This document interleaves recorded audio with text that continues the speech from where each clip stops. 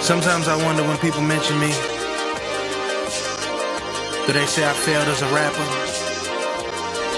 Do they say I'm salty, I ain't get a Nike shoe?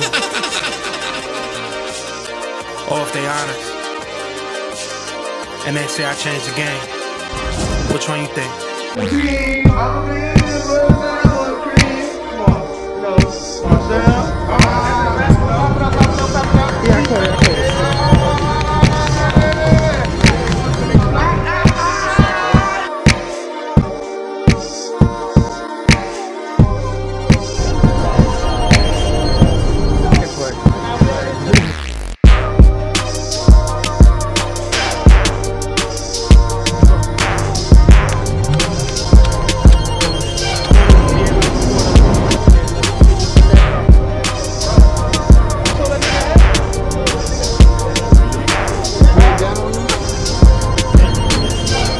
First two, man.